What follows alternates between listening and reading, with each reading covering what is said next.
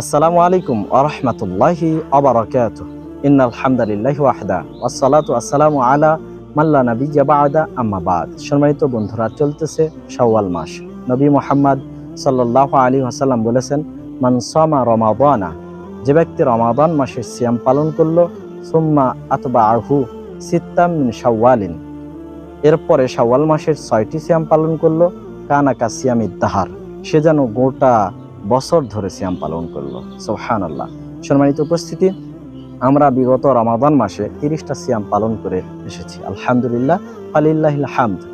এই যে শাওয়াল মাস চলে যাচ্ছে, এখানে মাত্র 6টি সিয়াম পালন করলেই আল্লাহ রাসূল সাল্লাল্লাহু আলাইহি ওয়াসাল্লাম বলছেন সারা বছর সিয়াম পালনের নেকি অর্জিত হবে। সালাফরা বলতে চেয়েছেন, এক নেকিকে আল্লাহ তাআলা 10 গুণে বর্ধিত করেন।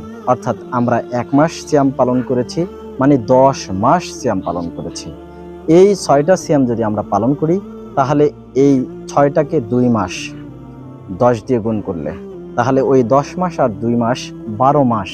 অর্থাৎ এই 6টা সিয়াম পালন করলে ওই 30টার সাথে যোগ করলে সারা বছর সিয়াম পালনের নেকি অর্জিত হচ্ছে।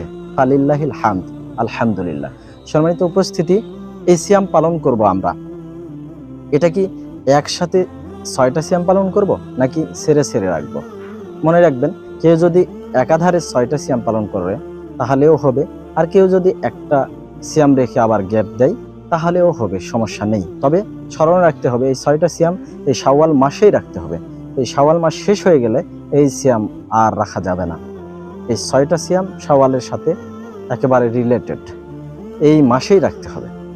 এখন কথা হচ্ছে, অনেক মা বোনরা সিয়ামের সময় তাদের কাজা হয়, তারা সিয়াম রাখতে পারে না, অথবা কেউ অসুস্থ ছিল, অথবা কেউ সফরে ছিল, সফরে থাকার কারণে, অসুস্থতা থাকার কারণে অনেকের সিয়াম বাদ গিয়েছিল, কাজা তাদেরকে আদায় করতে হবে। এক্ষেত্রে প্রশ্ন এসে যায়, তারা কি আগে তাদের কাজা আদায় করবে তারপরে এই 6টা সিয়াম পালন করবে, নাকি এই সিয়াম আগে আদায় করা যাবে?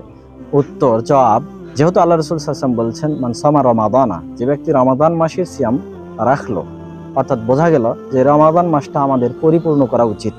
কারো যদি 2-3টা সিয়াম কাজা থাকে, 4-5টা সিয়াম কাজা থাকে, তাহলে উচিত হবে সে আগে কাজা সিয়াম পালন করে এই মাসের মধ্যেই সে 6টা সিয়াম পালন করবে। কেউ যদি কাজা সিয়াম পালন করতে না পারে, তাহলে অন্ততপক্ষে এই মাসে 6টা সিয়াম সে রাখবে, আর আগামী রমাদান আসার পূর্বে তার কাজা সে আদায় করে দিবে। এতে কোনো সমস্যা হবে না ইনশাআল্লাহ। স্পষ্ট আমরা বুঝলাম যে এই মাসেই এই 6টা সিয়াম পালন করতে হবে। আসুন আমরা এই সিয়ামগুলো আদায় করি, এই ফজিলত অর্জন করি। আল্লাহ আমাদেরকে সেই তৌফিক দান করুক, আমিন। ওয়া আখির দাওয়ানা আনিল হামদুলিল্লাহি রাব্বিল আলামিন। আসসালামু আলাইকুম ওয়া রাহমাতুল্লাহি ওয়া বারাকাতুহু।